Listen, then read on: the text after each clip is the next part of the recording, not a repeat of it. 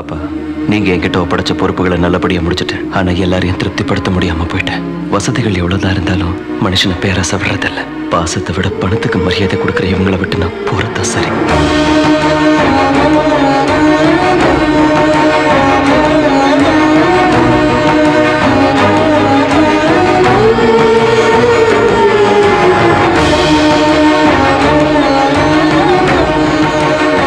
சீக்கிரம் எஸ்கேப் ஆகும்.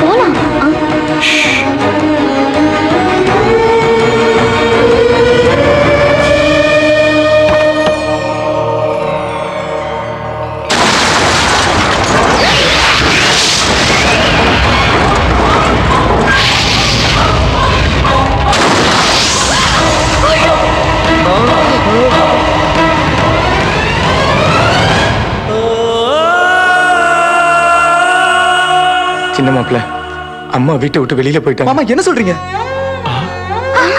என்ன இனி யாரும் தேட வேணாம்னு சொல்லிட்டு போயிட்டாங்க மாப்பிள்ள. இந்தாங்க, நீங்க ஆசைப்பட்ட சொத்து சுகம் எல்லாம் இன்னிலேருந்து இந்த பேலஸுக்கு நீங்க தான் கிங். எடுத்துங்க. அப்போ என்ன, உங்க 3 பேருக்கு அக்கா ஒரு விஷயம் சொல்ல சொன்னாங்க.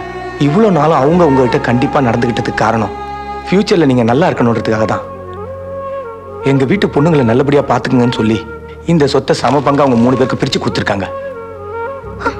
என்ன எல்லாரும் என்ன ஆச்சரியமா பாக்குறீங்க? ஒரு கிளாஸ் உடைஞ்சாலே அதிர்ச்சியில மறந்து போற இவன் இன்னைக்கு எல்லாத்தையும் ஞாபகத்தோட சொல்றேன். என்ன, கிளாஸ் உடைஞ்சு போனா மறந்து போயிடலாம், மனசு உடைஞ்சு போனா மறக்க முடியாதுங்க. எங்க போனானோ எங்க சரத் பாபு சீக்கிரமே திரும்பி வர மாதிரி செஞ்சிரு சாமி. அட, அவ்வளவு சீக்கிரம் காதுல விழுந்துருச்சா சாமி? சரத் பாபு மச்சான், எதிர்பார்க்கவே இல்லை. நீங்களா? என்னப்பா சொல்லாம கொள்ளாம எங்கேயோ போயிட்டேப்பா. அந்த மின்னல் சிவா என்ன மிரட்டினா மச்சான். அதனால பயந்து போய் பாட்டி ஊருக்கு போயிட்டேன். கோழத்தனம் தான் உன்னை காப்பாத்திருக்குப்பா. கோழத்தனமா? என்ன பேச்சு பேசுறீங்க? நான் உன்னை சும்மா விட்டுருவேன் நினைச்சீங்களா? போலீஸ்ல கம்ப்ளைண்ட் கொடுப்பேன். போனவன் மேல என்னப்பா கேஸ் போடுவேன்? போயிட்டானா? எங்க போயிட்டான்? மேல போட்டான்பா.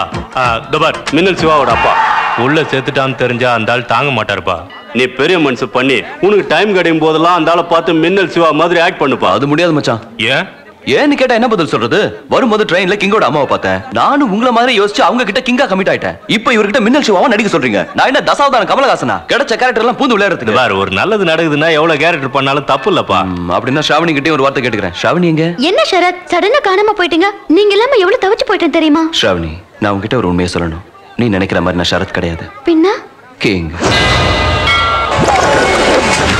கிட்டு, உன்னை ஏன் உயிரோட விடுறேன் தெரியுமா? இப்ப இருந்து பகத் சேட் போடுற எல்லா பிளானும் ஒண்ணு விடாம எனக்கு தெரிஞ்சாங்க.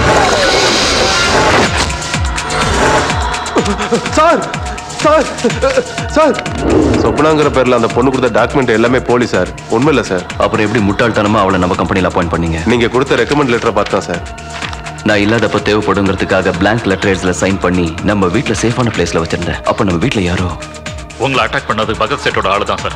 ஆனா அந்த பொண்ணு யாருன்னு தான் என்னால எவ்வளவு ட்ரை பண்ணியும் கண்டுபிடிக்க முடியல சார். பகத் சேட்டோட டேபிள்ல உங்களோட up to date programme list இருந்தது சார். நீங்க ஊட்டி போன வரைக்கும் உங்க வீட்ல இருந்து தான் யாரோ பகத் சேட்டுக்கு ஹெல்ப் பண்றாங்கன்னு நினைக்கிறேன் சார். தேங்க்யூ கிட்டு. முஸ்தபா, நான் சொல்ல போறது கவனமா கேளு. நம்ம வீட்டுல எல்லாரையும் ஃபாலோ பண்ணு. Okay sir. வந்து வண்டியில இருங்க, போலீஸ் துரத்திட்டு இருக்கு. பெரிய மாமாவுக்கு என் கொலையில சம்பந்தம் இல்லைன்னு தெரியும். அவர் மூலமாவே பேலஸ்ல என்ட்ரான. மற்ற 2 மாமனுங்களுக்கும் இந்த கொலையில எந்த சம்பந்தமும் இல்லைன்னு தெரிஞ்சுக்க.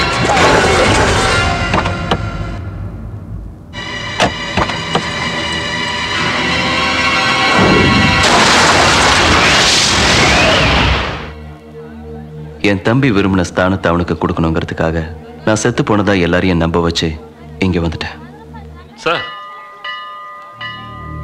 வாக்கிட்டு, என்ன விஷயம்? பகத் சேட் உங்க தம்பியோட கார்ல பாம் வைக்கணும்னு கமிட்மெண்ட் கொடுத்தான் சார். அதுக்கு நீ என்ன பண்ண? அவன் கார்லயே ஃபிட் பண்ணிட்டேன் சார். பகத் சேட் கிட்டு, வேலை முடிஞ்சதா?